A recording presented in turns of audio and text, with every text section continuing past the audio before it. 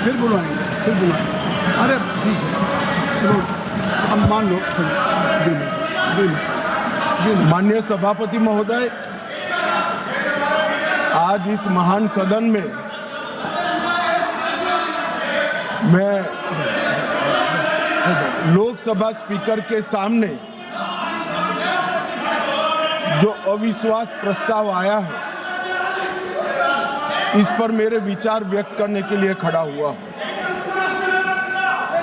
मान्यवर, एक प्रकार से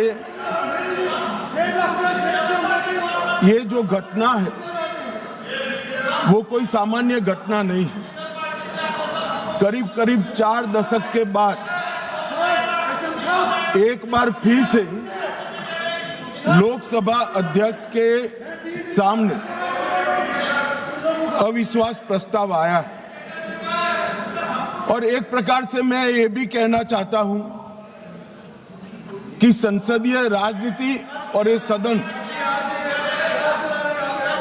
दोनों के लिए ये अफसोसजनक घटना है। क्योंकि स्पीकर जो होते हैं वो किसी दल के नहीं होते, सदन के होते हैं। और एक प्रकार से सदन के सभी सदस्यों के अधिकार के वो संरक्षक भी होते हैं। उनके सामने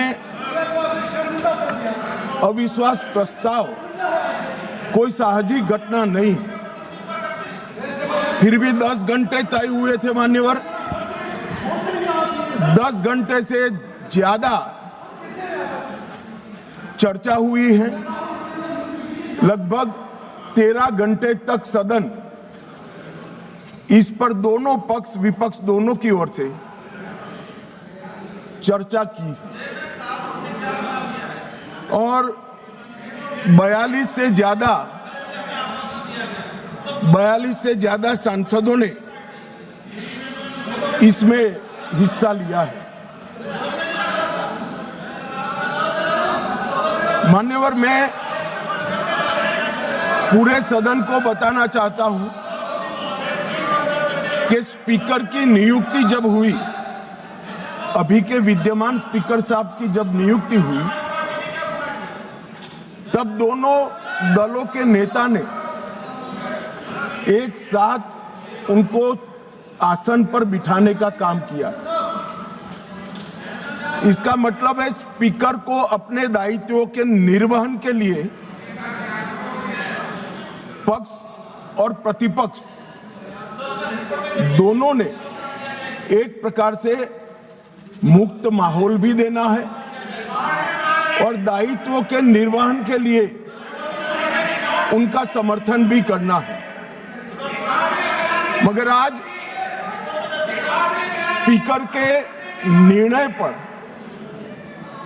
कोई असहमति तो व्यक्त हो सकती है, मगर लोकसभा के नियमों में स्पीकर के निर्णय को अंतिम माना गया है। मान्यवर, इससे विपरीत विपक्ष ने स्पीकर की निष्ठा पर सवालिया निशान खड़ा किया और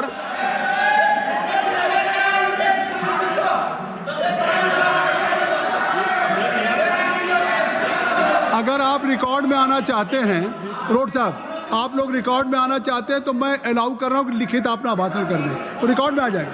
लिखित, आप लिखित भाषण दे दें, रिकॉर्ड में आ जाएगा। अभी जब तक गृह मंत्री जी बोल रहे हैं आप लिखित दे देंगे। गृह मंत्री जी अब हो गई, आपको ले करने के लिए परमिशन दे दिया इंजीनियर साहब, ले कर दीजिए। ठीक है, बैठिए। राजकुमार, हो गया भैया, सुन लिया, देख लिया सबने।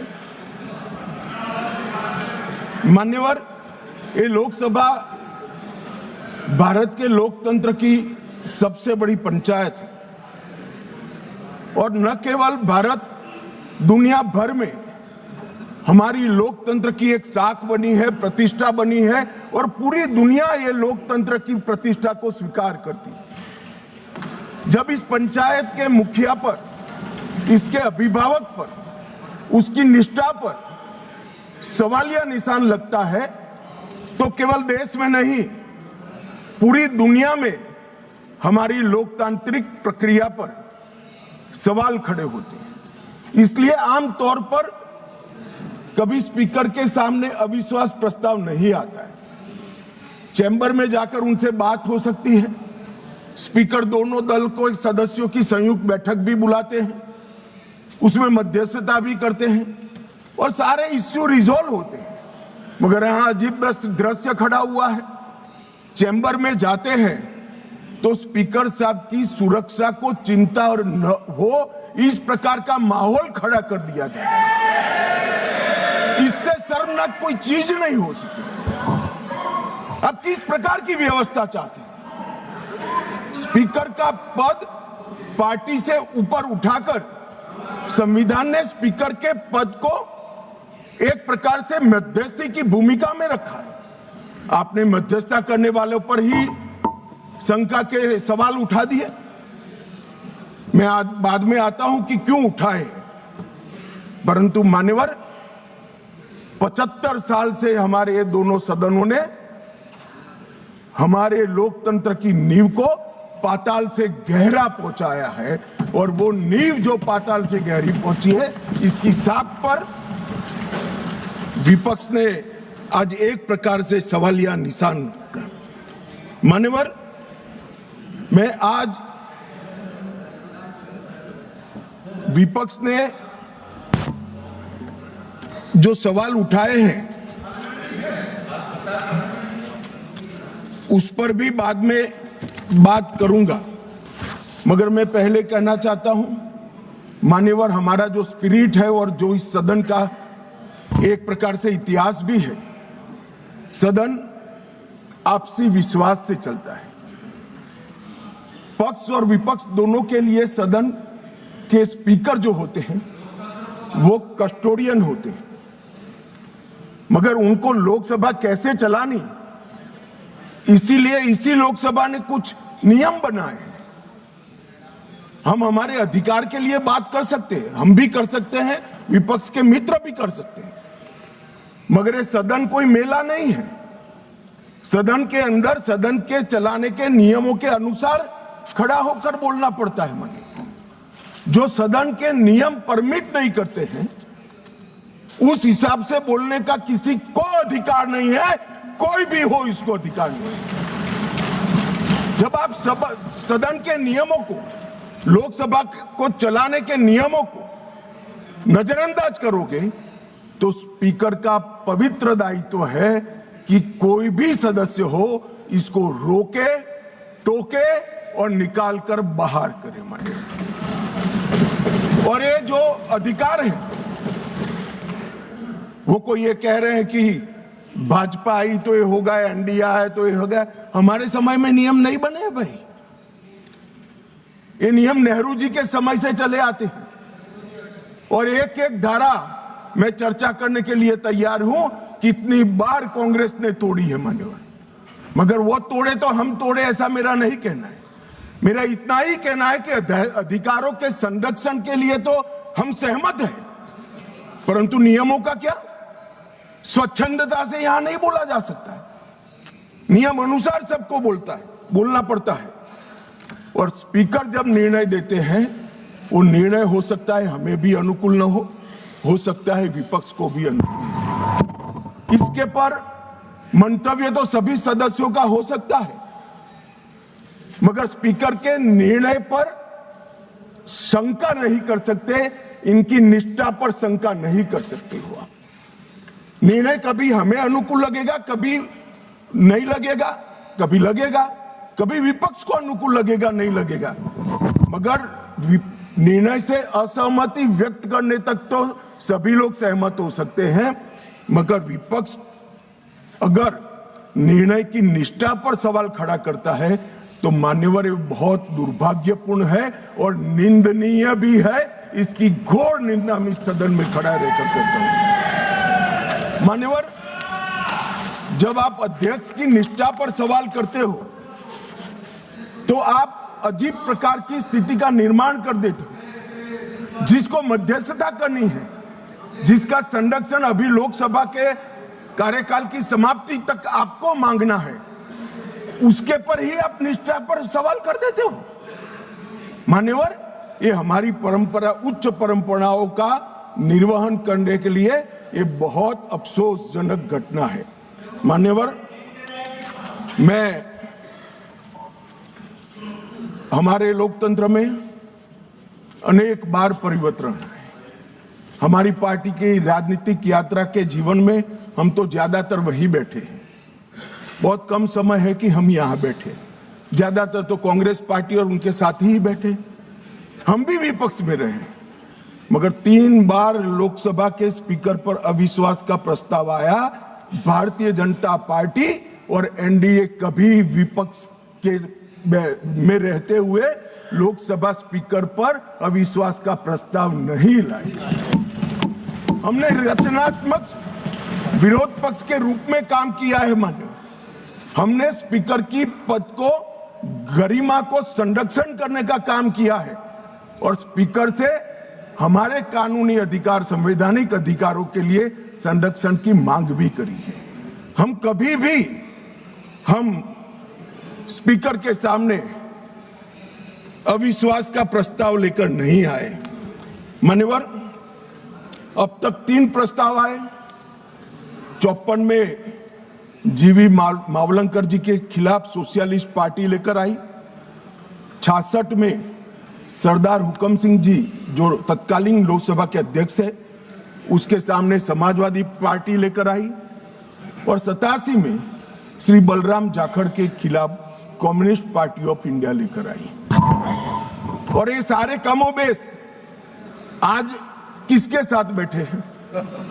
यूपीए में अंदर है। मान्यवर, एक घमंडिया गठबंधन के सदस्य हैं और आज कांग्रेस पार्टी लेकर आई है, सबने समर्थन किया है। कभी भी स्पीकर की निष्ठा पर आशंका नहीं करना चाहिए, ऐसा मेरी पार्टी का बहुत मजबूत और स्ट्रॉन्ग मत है, हमारी मान्यता है। और ये तीनों जो प्रस्ताव थे, ये ध्वनि मत से एक प्रकार से खारिज कर दिए। मान्यवर, आज जब मैं यहां खड़ा हुआ हूं तब राजनीतिक आरोप एक भी नहीं करूंगा। करे हुए राजनीतिक आरोपों का जवाब जरूर दूंगा, कस कर दूंगा, परंतु मैं राजनीतिक आरोप एक भी नहीं करूंगा। मान्यवर, हम सब स्पीकर के महत्व को जानते हैं। लोकसभा के अध्यक्ष विधायी न्यायशास्त्र के सर्वोच्च न्यायाधीश होते हैं। उनके कार्यवाही के बारे में करे हुए फैसलों में सर्वोच्च अदालत भी दखल नहीं कर सकती। मान्यवर, ये प्रोटेक्शन उनको संविधान ने दिया हुआ है और वो इसलिए दिया है कि स्पीकर निर्भीक रूप से अपना काम कर सके। और अध्यक्ष का प्रथम कर्तव्य होता है कि व्यवस्था और शिष्टाचार को बनाए रखना। दूसरा कर्तव्य है सभी को मौका देना और न्यायपूर्ण व्यवहार करना। परंतु प्रथम कर्तव्य क्या बताया गया? प्रथम कर्तव्य बताया गया कि यहां पर व्यवस्था और शिष्टाचार बता देना, बनाए रखना। अब शिष्टाचार क्या होता है? शिष्टाचार ये है मान्यवर कि ये लोकसभा, ये सदन चलाने के नियमों के अनुसार चले।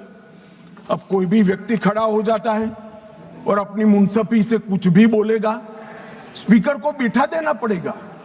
यहां विषय तय होते हैं। मान्यवर, आज मैं यहां पर स्पीकर साहब के खिलाफ अविश्वास के प्रस्ताव पर बोल रहा हूं, तो मैं माओवाद इस देश में समाप्त हो रहा है इस पर लेक्चर नहीं दे सकता।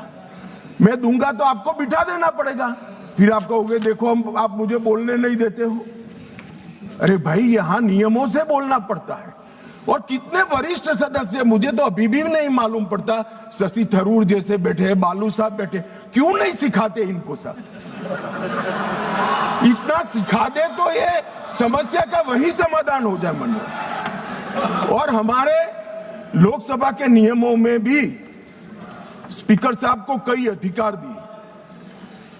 कोई भी सदस्य भाषण करता है तो स्पीकर साहब को एड्रेस कर करता है। स्पीकर के माध्यम से, लोकसभा अध्यक्ष के माध्यम से विपक्ष सत्ताधारी पक्ष को कुछ कह सकता है और स्पीकर साहब के माध्यम से सत्ताधारी पक्ष विपक्ष पर कुछ आरोप लगा सकता है।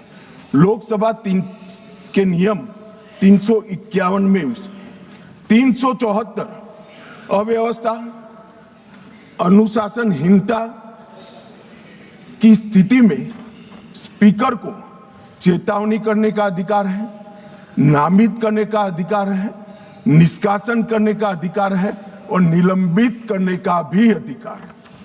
मुझे बताइए साहब, सभी सदस्य इस बात पर सहमति व्यक्त करेंगे कि वेल में आकर कागज फाड़कर स्पीकर की चेयर पर फेंकना आप असहाय बना देना चाहते हो स्पीकर साहब को? किस प्रकार से सदन चलाएंगे? सदन किस प्रकार से चलाएंगे? टेबल पर नाचते हैं। मैं समझ रहा हूं साहब, किसी के एडवाइजर एक्टिविस्ट हो सकते हैं, किसी के एडवाइजर आंदोलनकारी हो सकते हैं, मगर आंदोलन और एक्टिविस्ट को सदन में सदन के नियमों के अनुसार ही चलना पड़ेगा, क्योंकि यहां पर नियम बनाए गए। नियम 375 के तहत गंभीर अव्यवस्था की स्थिति में सदन को स्थगित करना होता है। मान्यवर, आप किसी को बोलने ही नहीं दोगे। कितने भी बड़े महत्वपूर्ण मुद्दे हो, खड़े होकर आप विरोध करते रहोगे और प्रधानमंत्री जी की चेयर तक सारे महिला सांसद एकत्रित होकर आ जाएंगे। ये मैं नहीं मानता किसी भी प्रकार से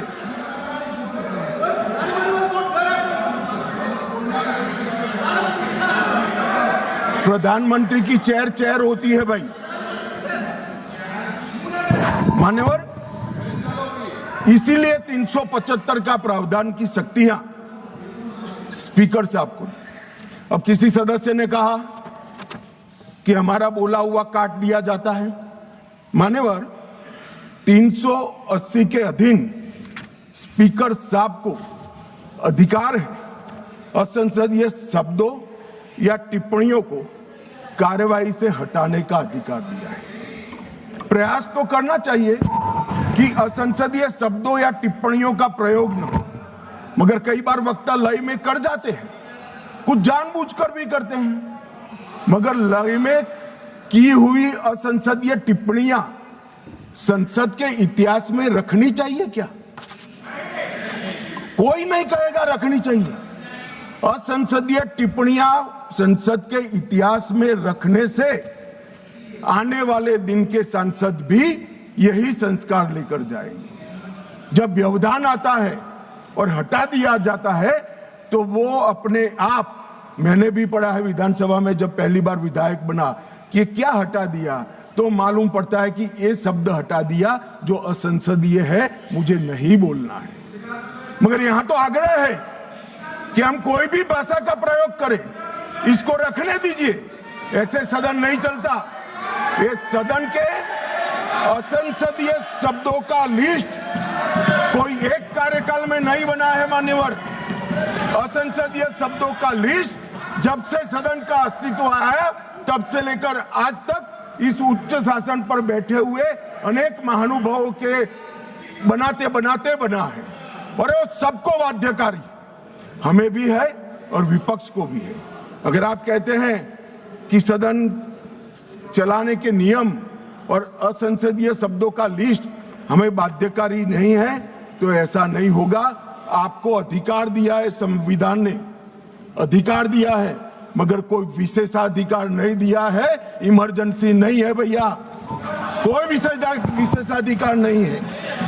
अधिकार का संरक्षण कर सकते हैं, मगर विशेषाधिकार के मुगालते में जो लोग जीते हैं उनको उनकी पार्टी और जनता भी संरक्षण नहीं देती है। इसलिए छोटे छोटे छोटे छोटे छोटे छोटे होते जा रहे हैं। मान्यवर, लोकसभा स्पीकर उनके अध्यक्ष, उनका महत्व सदन, देश और अंतर्राष्ट्रीय स्तर पर है। वो एक प्रकार से पीठासीन अधिकारी मात्र नहीं है, हमारी विधायी चेतना और हमारे लोकतंत्र के गरिमा का प्रतीक स्पीकर होता है। जब आप उसके खिलाफ निष्ठा पर सवाल उठाते हो तो आप विधायी चेतना और लोकतंत्र की गरिमा पर सवाल उठा रहे हो।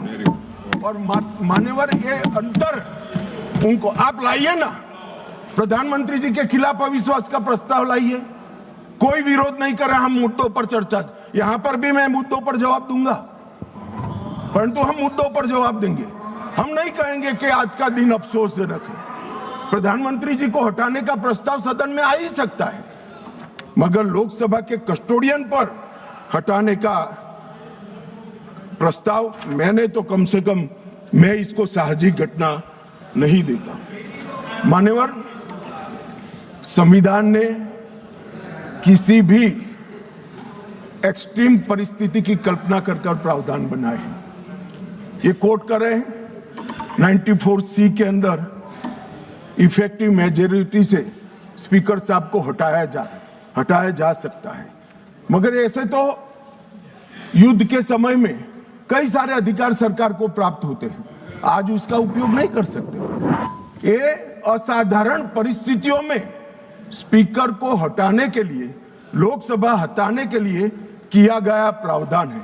ये रोजमर्रा की चीज नहीं है, इसका उपयोग रोज रोज नहीं करना चाहिए, कोई ऐसी घटना हो तब करना चाहिए। मान्यवर, अनुच्छेद 96 के तहत अध्यक्ष को हटाने का प्रस्ताव जब विचाराधीन हो तब संबंधित पीठासीन अधिकारियों अध्यक्ष की सदन की अध्यक्षता नहीं करेंगे। क्या हुआ, पहले 3 बार आया, मैंने कहा तीनों बार प्रस्ताव कांग्रेस पार्टी सत्ता में थी तब आए, हम नहीं लाए थे मगर आए। तीनों वक्त ये परंपरा रही कि जब स्पीकर की पर अविश्वास की प्रस्ताव की चर्चा होगी तब स्पीकर साहब इस स्थान पर आसन ग्रहण नहीं करेंगे। तीनों बार, मगर 14 दिन तक सबने अध्यक्षता करी। एकमात्र स्पीकर श्री ओम बिरला है जिन्होंने मॉरल ग्राउंड पर, जब से उन्होंने इसको नामित किया तब से नहीं, और ये हमें मॉरल ग्राउंड सिखा रहे हैं। बिरला साहब को मॉरल ग्राउंड मत सिखाइए। जब आपकी बारी थी, आपकी पार्टी से चुने हुए संसद सदस्य स्पीकर बने थे और आप पार्टी में थे, तब सब बैठे थे, बिरला साहब नहीं बैठे। मान्यवर, उनको मत देने का अधिकार नहीं, तो वो तो बैठे ही नहीं है, तो मत कहां से देंगे। चर्चा में भाग लेने का अधिकार है, मगर वो बैठेंगे ही नहीं तो चर्चा में कहां। अब इससे उच्च मॉरल ग्राउंड कोई हो नहीं सकता। मान्यवर, इसकी प्रशंसा करने की जगह इसकी निंदा करें। मान्यवर, 94C के तहत अध्यक्ष को केवल असाधारण और गंभीर परिस्थितियों में हटाया जा सकता है, और वहां पर रूटीन प्रोसीजर नहीं रखी। 3 प्रकार की मेजॉरिटी होती है, सिंपल मेजॉरिटी, इफेक्टिव मेजॉरिटी और स्पेशल मेजॉरिटी जो 2/3 का है। सभी पद के लिए हमारे संविधान ने अलग अलग प्रावधान किए हैं। प्रधानमंत्री जी को हटाना है तो सादा बहुमत चाहिए, मगर स्पीकर को हटाना है तो इफेक्टिव मेजॉरिटी चाहिए। ये एक प्रकार से ये स्पीकर संविधान में लिखा है भाई, पढ़ लीजिए। मान्यवर, ये एक प्रकार से संरक्षण दिया गया, जैसे न्यायपालिका के। आप बैठ जाइए दादा, बैठ जाइए। मान्यवर, ये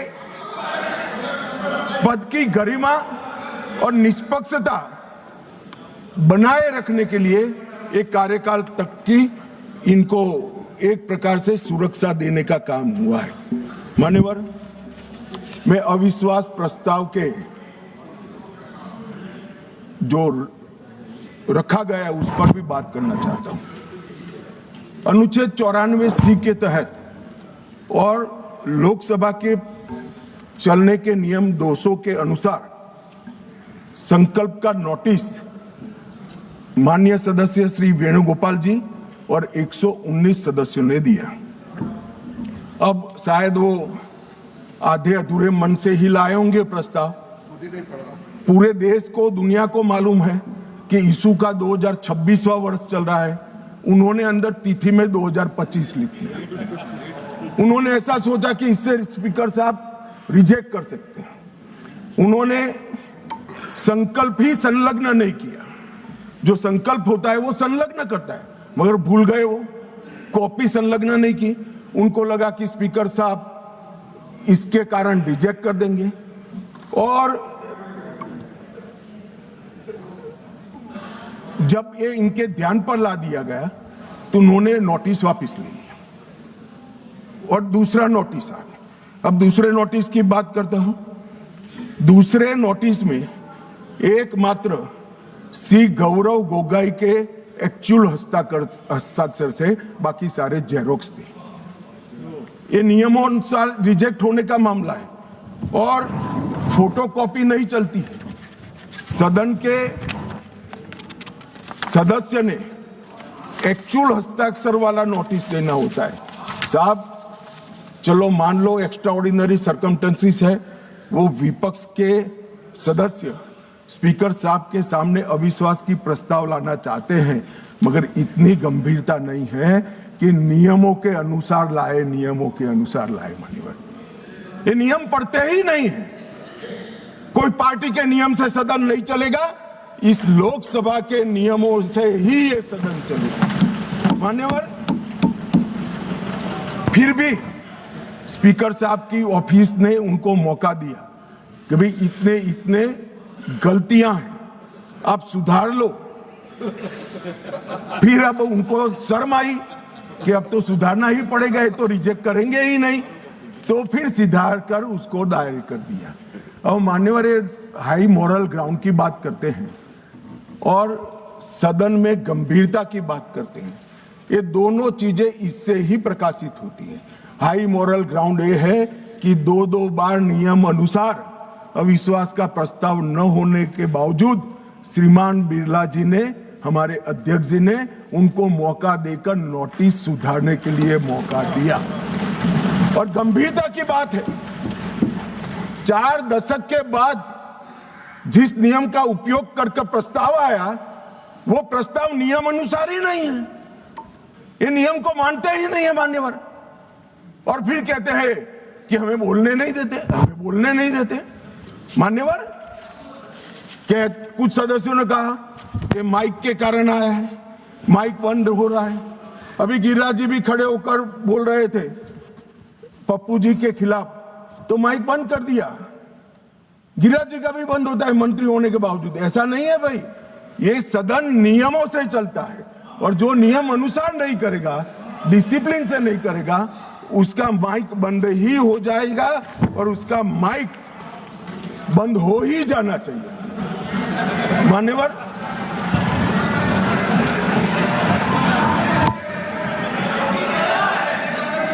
मान्यवर, उन्होंने नोटिस दिया। अंतराल के बाद सदन फिर से शुरू हुआ। 9 तारीख को 14 दिन समाप्त हो गए। अब वो प्रस्ताव किसका था? तो विपक्ष का था। हम तो तैयारी कर आए थे, स्पीकर साहब चेयर पर भी नहीं बैठे। उनके खुद के प्रस्ताव के प्रति भी वो गंभीर नहीं है। जिस दिन उनका लाया हुआ प्रस्ताव, जो 4 दशक के बाद रूल्स का उपयोग करके लाए थे, वो प्रस्ताव की चर्चा करने की जगह उन्होंने सदन को बिखेर देने का काम किया। इससे ज्यादा शर्मनाक घटना कोई नहीं हो सकती।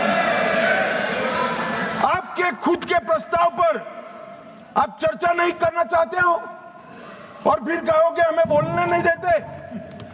बिजनेस एडवाइजरी कमेटी ने सबकी सहमति से 9 तारीख मुकर्रर की थी मान्यवर, वो भी बैठे थे। हम सबको मालूम है बोलने के विषय बिजनेस एडवाइजरी कमेटी तय करती है, सदन का बिजनेस एडवाइजरी कमेटी करती। आपकी सहमति से 9 तारीख को आया और ये इससे सहमत नहीं, सदन को डिस्पर्स कर लिए मान्यवर। और मैंने तो साहब, ये कितनी गंभीरता है मैं बताता हूं। इन्होंने पूरे भाषण मैंने ध्यानपूर्वक पढ़े भी है, सुने भी हैं मान्यवर। 80% से ज्यादा भाषण स्पीकर के कंडक्ट पर नहीं है, सरकार का विरोध करने के लिए। अरे भले आदमी, सरकार का विरोध करने के लिए ढेर सारी धाराएं हैं, ढेर सारे नियम हैं।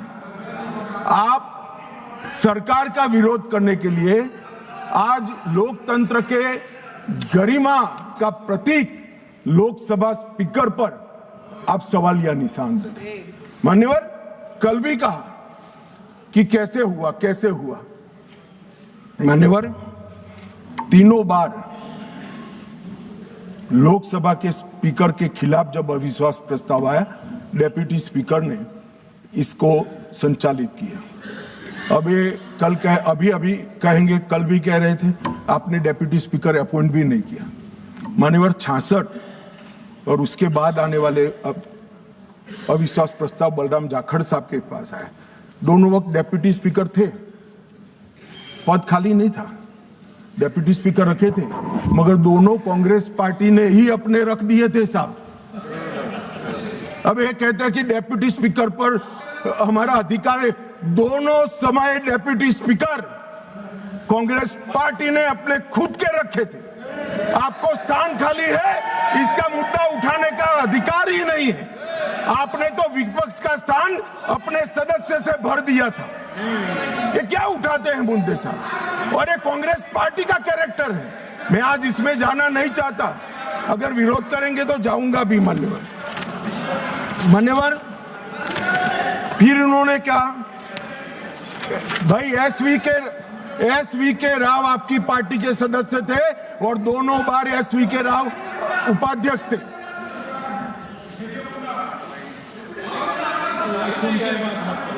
भैया 54, एक मिनट बैठ जाओ। 1954 उपाध्यक्ष श्री एम अनंतशयनम अयंगर कांग्रेस पार्टी के थे। 1966 एसवी के राव उपाध्यक्ष, वो भी कांग्रेस पार्टी के थे। आप तो विपक्ष को, इसका भी हमने तो कम से कम खाली रखा है आपके लिए। आपने तो खाली भी नहीं रखा, सत्ताधारी पार्टी से ही भर दिया।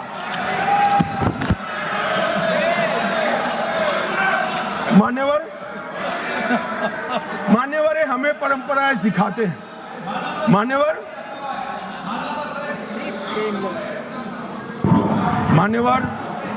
मैं विद्यमान लोकसभा स्पीकर साहब के लिए भी कुछ जरूर कहना चाहता हूं। 16वीं लोकसभा में 331 बैठकें थी, 17वीं लोकसभा में 274 और 25 तक 103 बैठकें हुई। 25 में बजट सत्र जो था 118% उत्पादकता वाला हुआ। इंदिरा गांधी जी के समय से अब तक एवरेज उत्पादकता 16वीं लोकसभा की 91%, 17वीं की 91% और 18वीं की इतने डिस्टर्बेंस के बावजूद भी 91% रही है। मैक्सिमम स्पीकर साहब के कार्यकाल के अंदर एक हुआ है। शून्यकाल की अवधि को अध्यक्ष जी ने 5 घंटे तक पहुंचाया। साहब, मुझे भी विधायक सांसद रहते हुए 30 साल हुए, मैंने कभी नहीं देखा रात को 12 बजे तक सदस्यों को शून्यकाल उठाने का मौका हमारे स्पीकर, लोकसभा स्पीकर 202 सांसदों को मान्यवर प्रश्न उठाने का मौका मिला और 19 में जुलाई में 161 सांसदों को शून्यकाल उठाने का मौका दिया गया। मान्यवर अब ये कहते हैं मौका नहीं मिलता है। मान्यवर नई आवाजों को प्रोत्साहन करना भी स्पीकर का एक नैतिक दायित्व होता है। 19 में रिकॉर्ड 78 महिलाएं संसद में चुनकर आई। सभी महिला सांसदों को बोलने का अधिकार हरेक को 78 की 78 महिला सांसदों को बोलने का अधिकार हमारे स्पीकर साहब ने दिया है। बिरला जी के आग्रह से सदन के अंदर क्षेत्रीय भाषाओं का उपयोग भी बढ़ा और लगभग 14 भाषाओं में भाषण यहां पर करा गया। मान्यवर, ये बहुत बड़ी बात। सदस्य अपनी भाषा में बात कर सकता है और पहली बार अनुवाद की पैनल पूरी हुई है मान्यवर, और ये बहुत बड़ी बात है। डिजिटल संसद 2.0 लगभग 8000 घंटे का ऑडियो विजुअल रिकॉर्डिंग डिजिटल कर दिया गया है। आज युवाओं को संसद की भाषण और चर्चाएं सुननी है तो वो डिजिटली मान्यवर उपलब्ध है। राष्ट्रीय ई विधान एप्लीकेशन पूरी लोकसभा को पेपरलेस करने की दिशा में हम आगे बढ़ चुके हैं।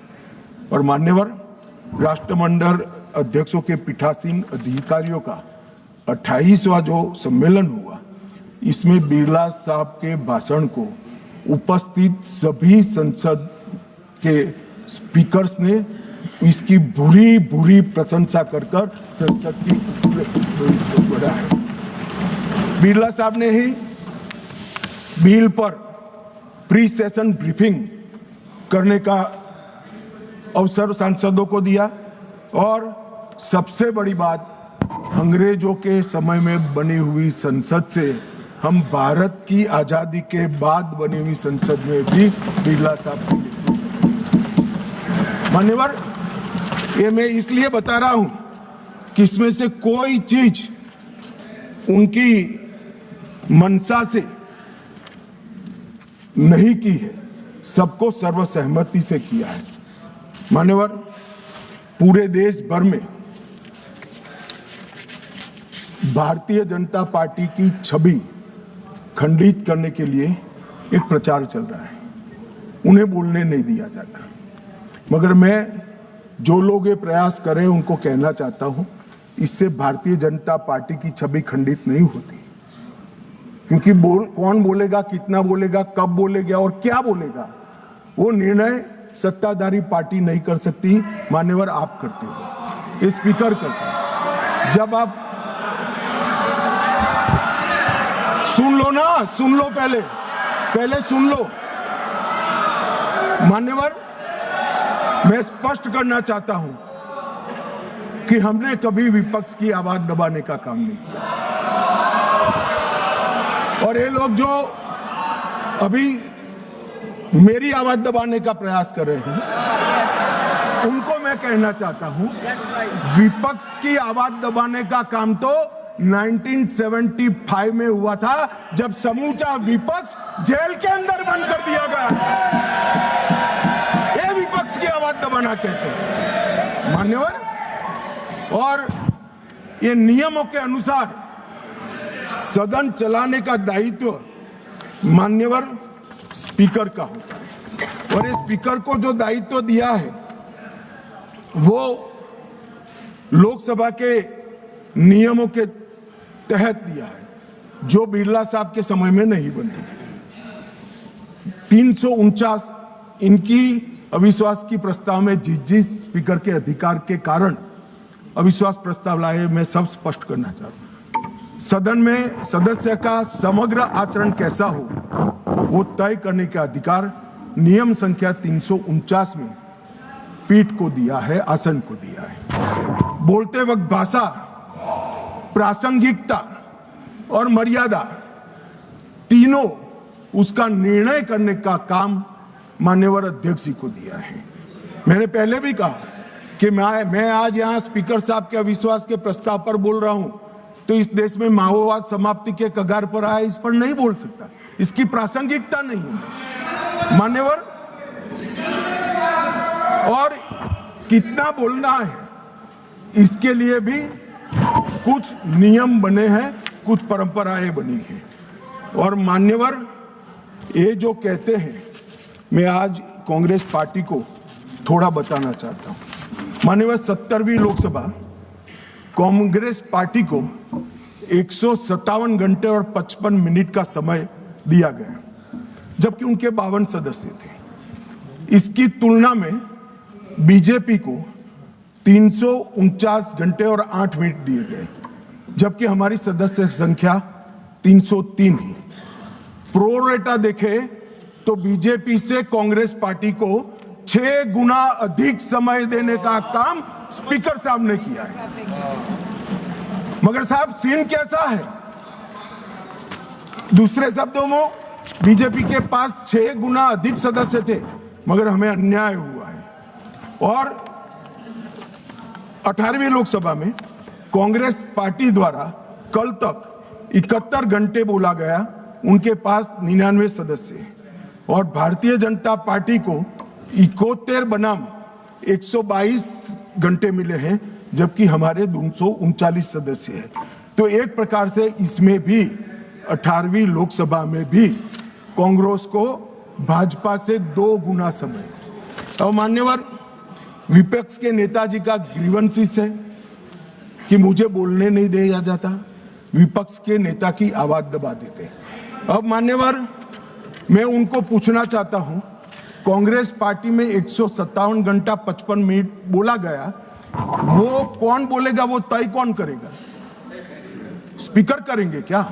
नहीं, वो तय आपको करना है, विपक्ष के नेता ने करना है। मगर बोलने का मौका आता है तब जर्मनी होते हैं, इंग्लैंड होते हैं मान्यवर, और फिर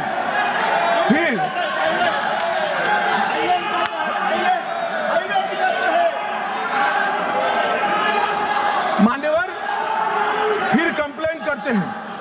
18वीं लोकसभा में मान्यवर 18वीं लोकसभा में 157 घंटे और 55 मिनट कांग्रेस पार्टी के सदस्य बोले। मैं आपके माध्यम से विपक्ष के नेता को पूछना चाहता हूं, आप कितना बोले? क्यों नहीं बोले? कौन से स्पीकर ने रोका था आपको? कोई नहीं रोक सकता। एक गलत प्रचार किया जा सकता है, किया जा रहा है लोकसभा को बदनाम करने को। मान्यवर 18वीं लोकसभा में, इस लोकसभा में जो सदन अभी अस्तित्व में है, 71 घंटा दिया गया आपको। कितना बोले भाई?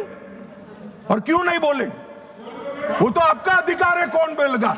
अरे वो छोड़िए साहब, विपक्ष के नेता की पार्टी लोकसभा स्पीकर पर अविश्वास का प्रस्ताव लेकर आई है, उस पर भी विपक्ष के नेता कुछ नहीं बोलते हैं। तो भैया क्यों लाए हो प्रस्ताव? मान्यवर ये बोलने नहीं देते हैं, वो ठीक नहीं, वो बोलना नहीं चाहते हैं। और बोलना चाहते हैं तो नियम अनुसार बोलना नहीं आता है। ये कोई सभा नहीं है, यहां पर हर सदस्य ने लोकसभा के नियमों के अनुसार बोलना है। अब उन्होंने कहा, कल माननीय सदस्य वेणुगोपाल जी ने मुद्दा उठाया, 40 बार या 38 बार जो बोले, मुझे फिगर याद नहीं है, विपक्ष के नेता को टोका गया, रोका गया। भाई स्पीकर के द्वारा एक बार टोकने के बाद दूसरी बार आप वही बात करोगे तो स्पीकर के पास क्या विकल्प रहता है? जब यहां से श्री राजनाथ सिंह जी ने कह दिया कि अप्रकाशित पुस्तक है, आप मैगजीन को कोट नहीं कर सकते, और मैगजीन भी वो जिसकी छवि उनके पार्टी के मैगजीन की हो। मान्यवर इसको कोट कर लोकसभा में बोलने का किसी को अधिकार नहीं है। मगर आप उसी विषय पर बोलोगे तो आपको टोकना पड़ेगा। फिर उन्होंने कहा, वो उसके बाद SIR पर चर्चा थी, मैं यहीं बैठकर उनको सुन रहा था। मेरे जवाब में वो खड़े हो गए, स्पीकर साहब ने उनको बोलने के लिए कहा। ऐसा नहीं है, नहीं कहते हैं। मेरे भाषण के बीच में मुझे भी बिठा दिया और विपक्ष के नेता को बुला दिया। तो उन्होंने कहा, आप पहले मैं कहता हूं वो बोलिए। अब साहब मुझे बताओ, किसी भी वक्ता का भाषण कोई अन्य वक्त संसद सदस्य कैसे तय कर सकता है?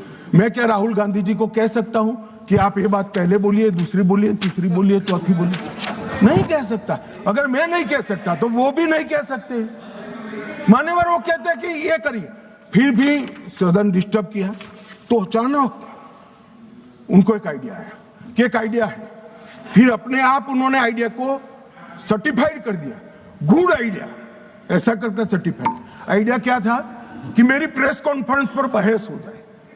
भाई ये साख मार्केट नहीं है, लोकसभा है।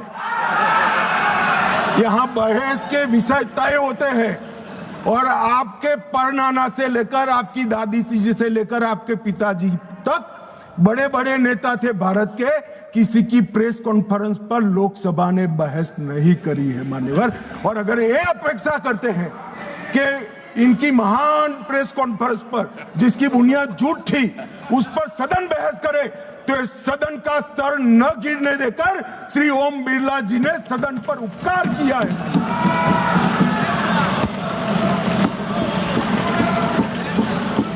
और मान्यवर मैं सिर्फ ये सदन की बात नहीं करता, 70वीं लोकसभा में विपक्ष को 40% समय दिया गया, समूचे विपक्ष को, जो प्रोरेटा से 2.5% ज्यादा है। मेंशन ऑफ थैंक्स में विपक्ष को 34% समय दिया गया और 18वीं लोकसभा में 45% और शून्यकाल में विपक्ष की भागीदारी मान्यवर 55% रही है, 55%। और ये कहते हैं कि हमें बोलने नहीं देते। मान्यवर किसको बोलना, किसको बोलना, किसको बोलना वो अधिकार उस दल के नेता का है। जब आप स्वयं बोलना नहीं चाहते हैं कोई आपको कैसे बुला सकता है? आप स्वयं बोल, इतने घंटों में आप जब भी चाहे बोल सकते थे, मगर भाई बोलना तो ये अविश्वास प्रस्ताव आने के बाद भी नियम अनुसार ही बोलना पड़ेगा। और अगर नियम की समझ नहीं है तो 2 सीनियर सांसदों से किसी को भी समझना पड़ेगा मान्यवर। इसके अलावे किसी को नियम तोड़कर बोलने की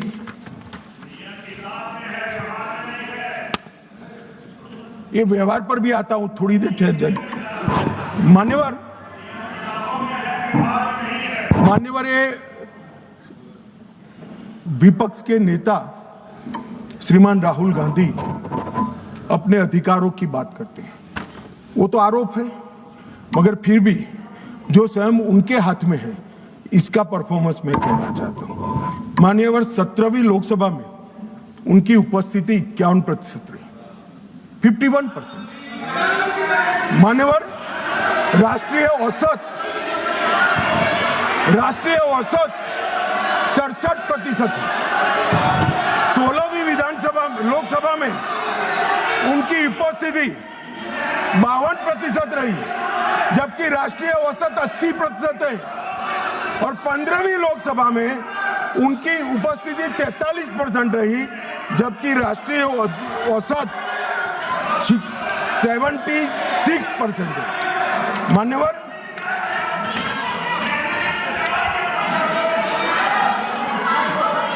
ये तो सब ऑन रिकॉर्ड है ना मान्यवर, ये मुझे बोलने नहीं देते। देखिए देखो साहब, ये मुझे बोलने नहीं देते जब तक यील्ड नहीं करेंगे आप लोग यील्ड नहीं। देखिए केसी वेणुगोपाल जी, गृह मंत्री जी जो कह रहे हैं अटेंडेंस पे, वो सब मेंबर्स का रिकॉर्ड पे है। वो अगर उसमें कोई गलत हो, अगर कोई गलत बात कही हो कि नहीं इनका अटेंडेंस ज़्यादा है, एवरेज से ज़्यादा है, तो वो बात आप खड़ा करिए, उस बात पे आप कहिए क्या कहना चाहते हैं।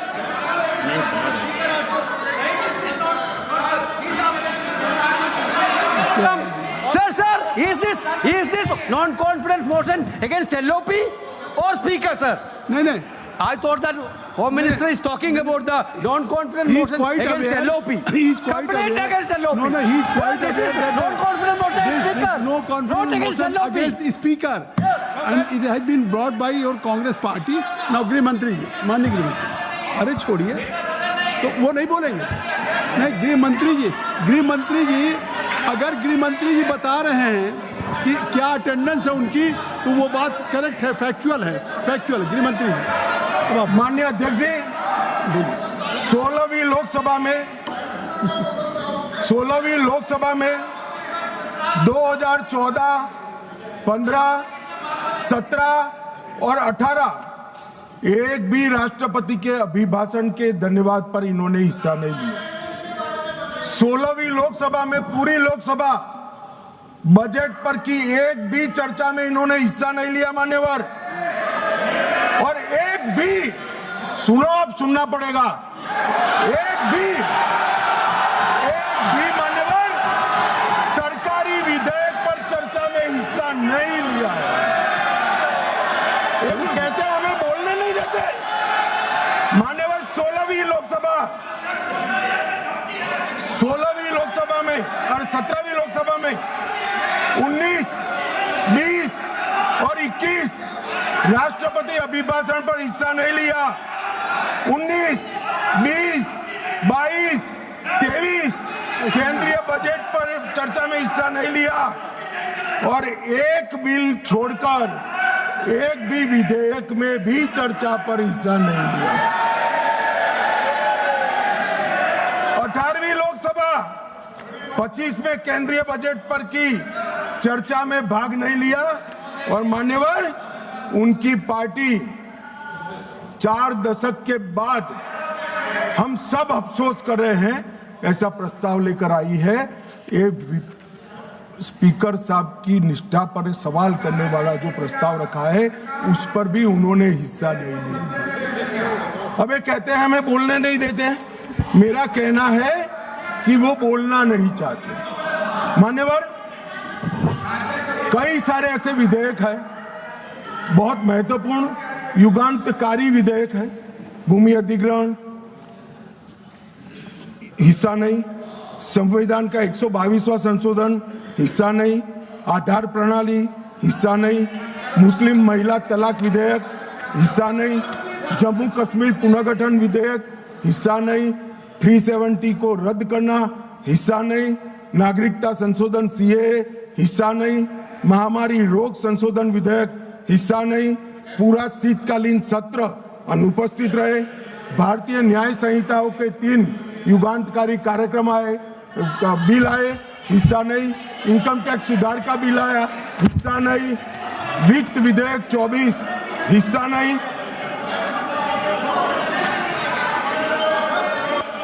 वक्फ संशोधन बिल हिस्सा नहीं, वंदे मातरम 150 साल की चर्चा हिस्सा नहीं, और कैप्टन शुभांशु शुक्ला पर अभिनंदन प्रस्ताव में भी हिस्सा नहीं। मान्यवर, ये बोलना नहीं चाहते।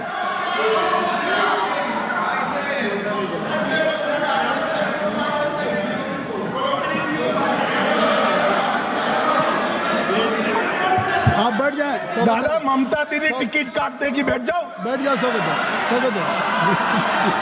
बैठ जाओ। मान्यवर, अब मैं आप बैठिए। कल्याण देता हूँ जवाब, बैठ कल्याण बनर्जी जी बैठ बाकी है। आप कल्याण बनर्जी बैठ जाइए। नहीं, अभी इतना बाकी है, बैठो ना, आ जाएगा। Nothing will go on record, केवल गृह मंत्री जी का जवाब दें। मान्यवर,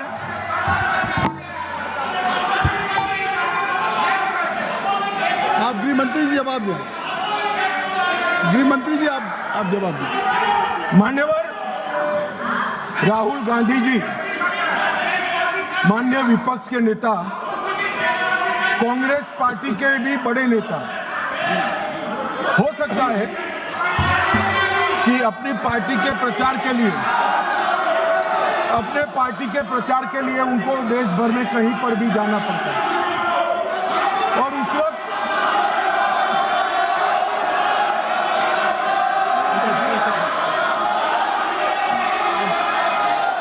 कृपया आप लोग बैठ जाएं। अभी माननीय गृह मंत्री जी का चल रहा है। कल्याण बनर्जी जी, आप लोग बैठ जाएं। धर्मेंद्र जी बैठ जाइए, आप बैठ जाएं, कृपया बैठ जाएं। आपके नेता बैठे हुए हैं, आप भी मैडम शैलजा बैठ जाइए, सब लोग बैठ जाइए ना। चन्नी साहब आप बैठ जाइए, आप सब लोग बैठ जाइए, सब लोग बैठ जाइए। महुआ मोहित्रा जी बैठिए, बैठिए, कल्याण बैठिए, नहीं नहीं नहीं, आप बैठिए, बैठ जाइए, बैठ जाइए, बैठिए, नहीं, कुछ भी रिकॉर्ड में नहीं जा रहा है, कुछ भी रिकॉर्ड में नहीं जा रहा। माननीय गृह मंत्री जी, गृह मंत्री जी, माननीय गृह मंत्री, आप लोग बैठ जाएं, कृपया बैठ जाएं, आप लोग बैठ जाइए। अमर जी बैठ जाइए, जयप्रकाश जी बैठ जाइए, कृपया आप सब लोग बैठ जाइए। ज्योति बैठो, Jyoti kindly take your seat. I will request to everybody should take his seat. गृह मंत्री जी, कल्याण जी आपकी, कल्याण जी आप बैठ जाइए, कल्याण जी बैठिए। गृह मंत्री, मान्यवर विपक्ष के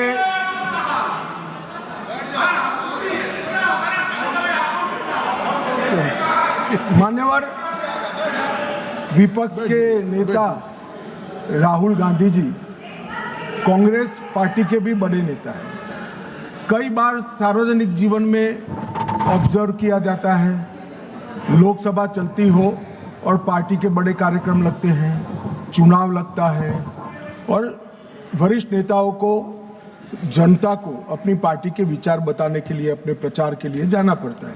बहुत स्वाभाविक घटना है, सिर्फ राहुल जी के साथ नहीं हुआ, अनेक नेताओं के पास। मगर इसमें रसप्रद ये है कि यहां नहीं थे तो कहां थे? मान्यवर, शीतकालीन सत्र 2025 वो जर्मनी की यात्रा पर थे। बजट सत्र 25 वियतनाम की यात्रा पर थे। बजट सत्र 23 इंग्लैंड की यात्रा पर थे। बजट सत्र 18 सिंगापुर और मलेशिया की यात्रा पर थे। मॉनसून सत्र 20 विदेश यात्रा पर थे। बजट सत्र 15 इसमें से 60 दिन विदेश यात्रा में रहे। अब सब एक भयंकर कोइंसिडेंट है। जब जब भी बजट सत्र आता है या महत्वपूर्ण सत्र आता है, उनकी विदेश यात्रा लग जाती है और फिर कहते हैं हमें बोलने नहीं देते। भाई विदेश से सदन में कैसे बोलोगे बताओ भाई, कोई मुझे समझा दे। मान्यवर, जो आदमी जर्मनी में है, इंग्लैंड में है, सिंगापुर में है, वो यहाँ कैसे बोलेगा? यहाँ वीडियो कॉन्फ्रेंस का कोई प्रावधान नहीं है मान्यवर, वरना तो वीडियो कॉन्फ्रेंस से भी उनको बुलवा देते। और मान्यवर, आज जब विपक्ष स्पीकर साहब के कंडक्ट पर सवाल खड़ा कर रहा है, कंडक्ट सिर्फ स्पीकर का नहीं देखा जाता, ये सदन पक्ष, प्रतिपक्ष और स्पीकर और माननीय राष्ट्रपति महोदया, ये सब मिलकर सदन बनता है। तो स्पीकर के कंडक्ट की टीका कर रहे हो, आपके कंडक्ट पर भी तो कभी बात करो। ये क्या हुआ मान्यवर? यहां पर ट्रेजरी बैंक पर प्रधानमंत्री बैठे हैं, दौड़ के आकर गले लग जाना, ऐसा कभी नहीं हुआ मान्यवर। कभी ऐसा नहीं हुआ कि सत्ताधारी पक्ष के सदस्यों के सामने फ्लाइंग किस करोगे। कभी ऐसा नहीं हुआ सदन में आंख मटकाओगे मान्यवर। मुझे तो बोलने में भी साला संकोच हो रहा है मान्यवर। ये कंडक्ट जो है, ये कंडक्ट जो है वो स्पीकर साहब के कंडक्ट पर सवाल उठा रहे हैं। मैं इनको पूछना चाहता हूं, एक मिनट माननीय गृह मंत्री जी, माननीय गृह मंत्री जी, गृह मंत्री जी, माननीय गृह मंत्री जी, एक मिनट। अगर सभी माननीय सदस्यों की सहमति हो तो सभा की कार्रवाई जब तक गृह मंत्री जी की स्पीच चल रही है समय बढ़ा दिया जाए। मान्यवर, किसी भी के सामने हम एक उंगली दिखाते हैं तो 4 उंगलियां अपने सामने उठती है। ये जब लोकसभा स्पीकर के कंडक्ट पर सवाल करते हैं, समूचे विपक्ष को मैं कहना चाहता हूं मान्यवर, किस तरह से एक कंडक्ट की बात कर रहे हैं जब उनके सर्वोच्च नेता ही आंख मारते हैं, आकर प्रधानमंत्री के गले लिपट जाते हैं, फ्लाइंग किस करते हैं मान्यवर। ये बताता है कि वो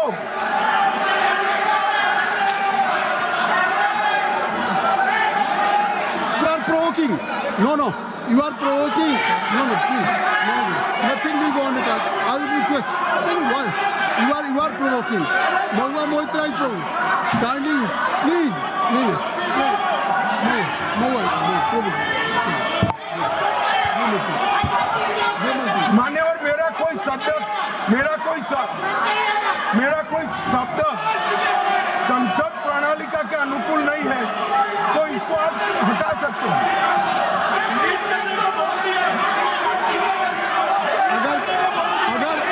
अगर कोई ऐसा शब्द होगा तो उसको मैं कार्रवाई में देख लूंगा। कोई शब्द होगा तो उसको कार्रवाई में देख लूंगा। चलिए, मैं कार्रवाई में देख लूंगा। चलिए, मैं देख लूंगा। माननीय गृह मंत्री जी, माननीय गृह मंत्री जी,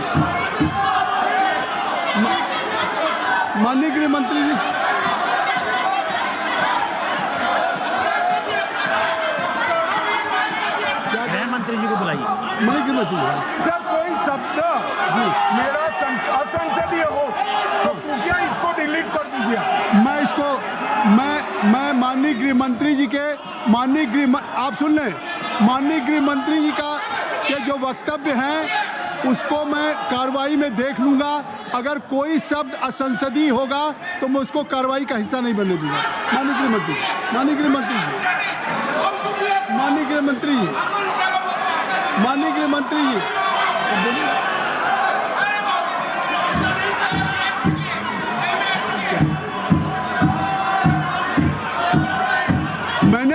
जी, मैंने एक ruling they the Jyoti. I have already given A ruling. देखिए, मैंने कह दिया माननीय गृह मंत्री जी के अगर जो जवाब है, उनका वक्तव्य है, उसमें कोई भी अनपार्लियामेंट्री वर्ड्स होगा तो I will look into it and that will be expand. I have given promise, this is my ruling. आप जानबूझ करके सदन की कार्रवाई न करें। नहीं, ये नहीं। आप सुनने का धैर्य रखिए। आपने इतनी बातें कही, नहीं, you have spoken, I think so, you have made a lot of charges against the government. नहीं, in your speech Gaurav Gogoi also he has spoken against the government. अगर उसका जवाब दे रहे हैं, अगर गृह मंत्री जवाब दे रहे हैं तो उनका अधिकार है, आप इसको सुनिए। यही तो कह रहे हैं। नहीं, सदन नियमों से चलेगा, सदन परंपराओं से चलेगा। नहीं, आखिर आप बोले, आपको किसी ने डिस्टर्ब नहीं किया। गौरव जी, मेरी रिक्वेस्ट सुन लें। आप ज्योति चलो, मैं कह रहा हूँ, आप कृपया चलें। जब मैं कह रहा हूँ कि धर्मेंद्र जी, गौरव जी, आखिर आप लोगों ने इस अविश्वास प्रस्ताव पे, मोशन पे आपने हर दल के लोगों ने जो बातें हुई, अविश्वास के साथ साथ सरकार के खिलाफ भी आपने कहा, सरकार के ऊपर आरोप लगाया, प्रधानमंत्री पे आरोप लगाया आपने सरकार। तो अगर अब गृह मंत्री जी सरकार की तरफ से जवाब दे रहे हैं तो उनको पूरा अवसर है, क्योंकि आपने अगर आरोप लगाए हैं, आपने कंडक्ट से हट करके केवल स्पीकर के उस टेक्स्ट तक नहीं थे। Jyoti madam, your most of the speaker they have level charges against. और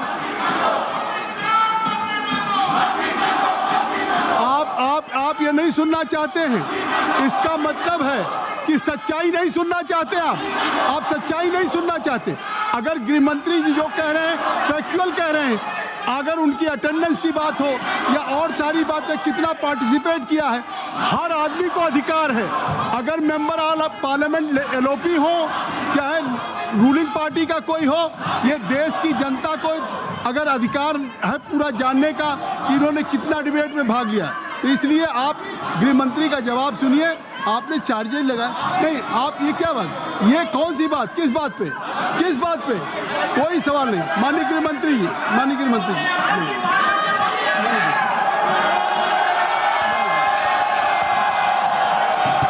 nothing will go on record, nothing will go on.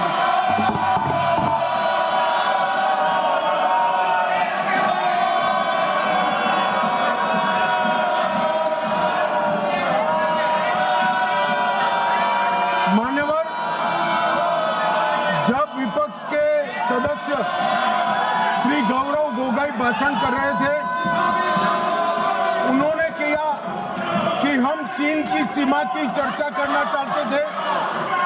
एक अप्रकाशित पुस्तक के रेफरेंस से चर्चा करना चाहते थे, आपने करने नहीं दिया। मगर मैं पूरी कांग्रेस पार्टी को पूछना चाहता हूं कि अक्साई चीन का 38,000 वर्ग किलोमीटर क्षेत्र किसके समय में चीन हड़प गया? कांग्रेस पार्टी के समय में हड़प गया। और साहब, उस वक्त विपक्ष को प्रधानमंत्री जी ने जवाब क्या दिया? श्री जवाहरलाल नेहरू ने कि वहां घास का एक तिनका भी नहीं उगता। ये तो उनकी मानसिकता है। 1962 में चीन पूरा नफा बढ़ा लिया। नेहरू जी ने कहा, my heart goes out to the people of Assam. Assam को बाय बाय कह दिया मान्यवर। इनके समय में चीन ने भारत का एक बहुत बड़ा क्षेत्र हड़प लिया, और वो चीन की बात कर रहे हैं। मान्यवर, जब कांग्रेस के रक्षा मंत्री एंटोनी जी यहाँ थे, उन्होंने कहा 6 सितंबर 2013 को देश की संसद में कहा कि सीमा पर सड़कें बनाएंगे तो दुश्मन अंदर आ जाएगा। तो सेनाएं किसके लिए है मान्यवर? और स्वयं लीडर ऑपोजिशन लोकलाओ में हमारे और चीन की सेनाएं आमने सामने थी। वो चीनी दूतावास में मुफ्त मीटिंग कर रहे। पहले तो उन्होंने डिनाई किया, पर चीनी दूतावास जब इसका कंफर्मेशन किया तो उन्होंने कहा जानकारी लेने के लिए गए। अरे जानकारी लेनी थी तो रक्षा मंत्री जी को मिलते। लाइसेंस 2022 में रद्द हो। अब मुझे बताएं कांग्रेस के लोग कि ये पैसों से क्या रिसर्च किया गया? मान्यवर, कांग्रेस की वरिष्ठ नेत्री और श्री राहुल गांधी की उपस्थिति में 7 अगस्त 2008 को चीनी कम्युनिस्ट पार्टी के साथ कांग्रेस पार्टी ने एमओयू करा। अब वो घोषित करे एमओयू क्या था। और मान्यवर, आज चीन यूएनएससी में अगर सदस्य है तो जवाहरलाल नेहरू की सो कॉल्ड उदारता के कारण है। सदस्यता पर अधिकार सबसे बड़े डेमोक्रेटिक देश के नाते भारत का था, उन्होंने चीन को जगह कर दी। और ये selected works of Jawaharlal Nehru volume 29 post number 303 में लिखा हुआ है। मान्यवर, मैं आज यहाँ कहने आया हूँ, इन्होंने कहा कि अमेरिका के डील में भारत के किसानों का नुकसान हुआ है। मैं स्पष्टता करना चाहता हूँ, भारत के किसानों का कोई नुकसान एक भी डील के अंदर नहीं हुआ। ये सर्वदा झूठ फैलाया जाता। भारत के किसानों का नुकसान तो WTO में 2013 में आपने किया था। अंतरिम पीस क्लॉज को स्वीकार कर लिया, जिसको हमारी आज की वित्त मंत्री जब व्यापार मंत्री थी तब इसको वो असहमति व्यक्त कर आई, इसलिए आज हमारे किसान बचे हुए। अभी मान्यवर, यहाँ पर AI समिट हुआ। 80 देशों के AI के एक्सपर्ट और बड़ी बड़ी कंपनियां आई। 20 से ज्यादा देशों के राष्ट्राध्यक्ष आई। और कांग्रेस अपनी परंपरा के तहत कपड़े उतारकर वहां पर प्रदर्शन करेंगे और कहते हैं कि प्रदर्शन का अधिकार है। दिल्ली में प्रदर्शन के लिए जंतर मंतर का स्थान तय किया गया और ये जंतर मंतर का स्थान प्रदर्शन करने का स्थान। अब जहां 22 राज्यों के अध्यक्ष बैठे हैं, राष्ट्राध्यक्ष बैठे हैं, वहां जाकर भारत की शान बिगाड़ने का काम। मान्यवर, भाजपा का विरोध करते करते करते ये भारत का विरोध करने लगे और ये जो प्रस्ताव है लोकसभा के स्पीकर के सामने, वो भी इसलिए लाए हैं कि कहीं से भी चुनाव में इनको सफलता नहीं मिली। चुनाव आयोग पर शंका उठाना, सुप्रीम कोर्ट पर शंका उठाना, न्यायपालिका पर शंका उठाना, एजेंसियों पर शंका उठाना और स्पीकर की चेयर पर भी शंका करना, एक टोटल नकारात्मक मोड़ में कांग्रेस आ गई है मन। और इसलिए इस सदन बहुमत के साथ एक मत का दिखाई पड़ता है कि इस प्रस्ताव को बहुमत के साथ खारिज कर दिया जाए।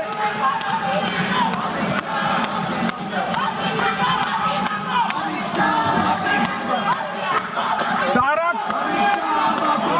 खारिज कर दिया जाए और स्पीकर के पद की गरिमा को पुनः प्रस्तावित कर बिरला जी के नेतृत्व में ही ये सदन 24 तक इस लोकसभा के अंत तक चले, ऐसी मेरी सभी सदस्यों से विनम्र प्रार्थना है। धन्यवाद। श्री मोहम्मद जावेद साहब।